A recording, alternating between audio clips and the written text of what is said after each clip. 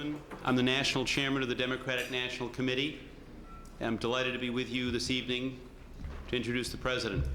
Before I do that, I'd like to do three things. First, I would like to thank each of the major supporters of the Democratic National Committee who are here this evening. As you know, major supporters of this party represent the most significant contributors to the DNC and contribute not only their financial resources, but their time, their energy, and their vitality to making this the party of inclusion and the party of growth, the party of economic development. And we value more than we can possibly tell you the commitment that you make every day of your lives to making this party a party that can deliver day after day for the working men and women of this country.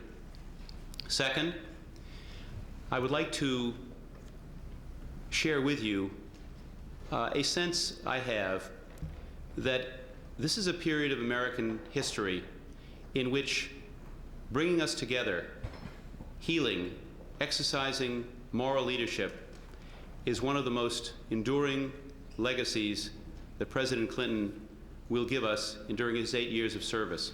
I think all of us, when we watched television last Friday night or read the text of his remarks on Saturday morning or on Sunday in the newspaper, those profound remarks that he delivered to the survivors of the Tuskegee study, realized that in that profound apology that he delivered to those men who were dealt with in such a vile and pernicious manner by this country during a very ugly chapter of our lives, that this leadership that the President demonstrated, this moral leadership, was part of what the fiber of America must be all about.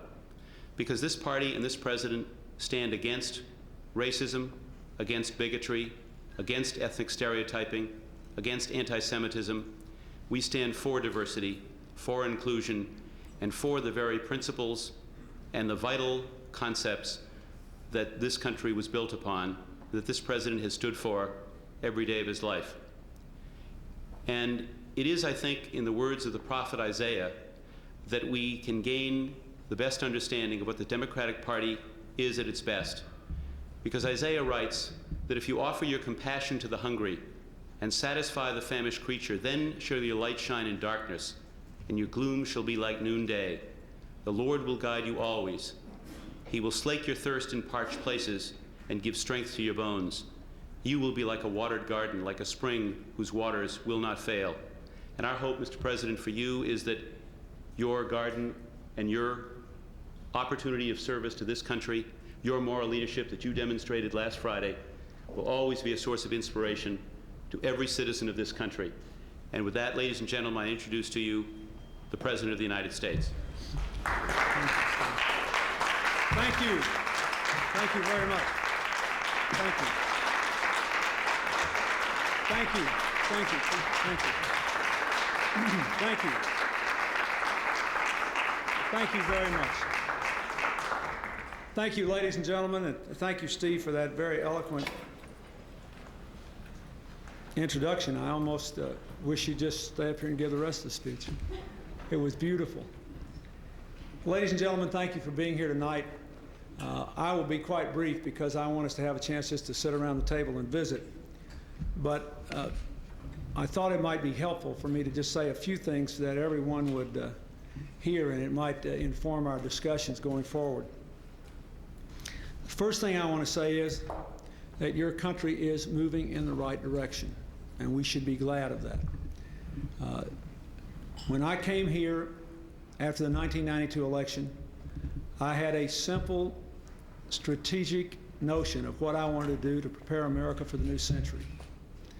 I wanted to change the economic policy of the country to create opportunity for everybody who was willing to work for it, and get away from the endless deficits and go back to reducing the deficit, increasing investment in education and research and technology and the things we needed more of, and expanding trade. I wanted to change the social policy of this country in ways that would bring us together instead of driving us apart, focusing on bringing the crime rate down, reducing the welfare rolls, putting family at the center of social policy and helping people juggle family and work, and bringing us together across the racial and religious and other differences that we have in this country. And the third thing I wanted to do was to chart a course that would keep America's leadership in the world alive and well for peace and freedom and prosperity. Now, we have pursued that for 4 years now, and I believe the wisdom of the economic course, the course on crime, the course on welfare, the course of our leadership in the world is no longer open to serious debate. We have the lowest unemployment rate in 24 years, the lowest inflation rate in 30 years, the highest business investment rate in 35 years. We have the smallest government in 35 years, and as a percentage of the civilian workforce, the federal government is the smallest it's been since 1933, when Franklin Roosevelt took office before the New Deal. But we continue to invest more in education, more in science, more in technology, more in environmental protection, more in children. We're moving in the right direction.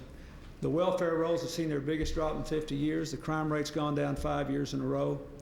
We are moving in the right direction.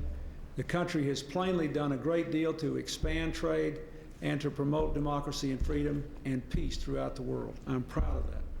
Just in the last 4.5 months, we've seen the Chemical Weapons Treaty. We now have an agreement between NATO and Russia to try to work together for a democratic, undivided Europe. We had a telecommunications trade agreement which will open 90% of the world's markets to America's telecommunications services and products, and will create hundreds of thousands of high-wage jobs in this country.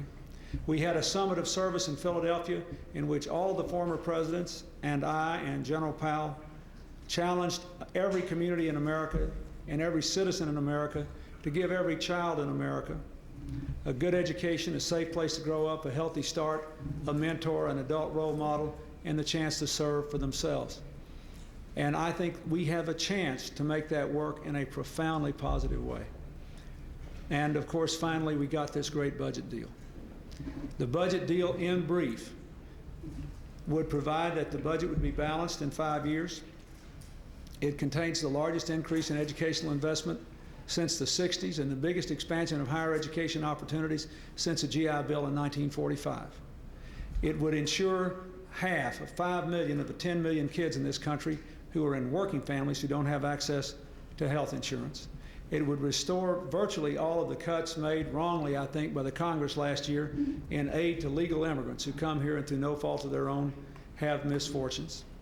It would provide funds to clean up 500 of the worst toxic waste dumps in the country and to do other important environmental projects, including preserving the Florida Everglades, which is a profoundly important endeavor for the United States. It contains, in short, 99% of the investments I recommended myself in the budget I sent to the Congress, and is better now than the one we started with for poor children. It also contains, as it had to if we were going to have any kind of agreement, a provision for tax cuts that include some things that we wanted, like a tax cut for children and working families to pay for child care and other costs, and a tax credit and a tax deduction for the cost of education after high school, which I believe will make it possible for us to say we're making 2 years of college as universal as high school is today. And it contains some form of capital gains tax relief, some form of estate tax relief, which were the things that the Republicans cared about. But we also will not refight 1995 because they have pledged not to try to reduce the earned income tax credit, which is a tax benefit that low-income working people get, not to try to repeal the low-income housing tax credit, and not to raid workers' pension funds to pay for any of these tax programs. This is a good deal. It's a good thing for Democrats. It's a good thing for Republicans. But most importantly, it's a good thing for America. It'll keep interest rates down and growth going in a way that also will promote long-term growth. So I am very happy about it. I hope you're very happy about it. And I hope Congress will be happy enough about it to pass it quickly. Thank you very much.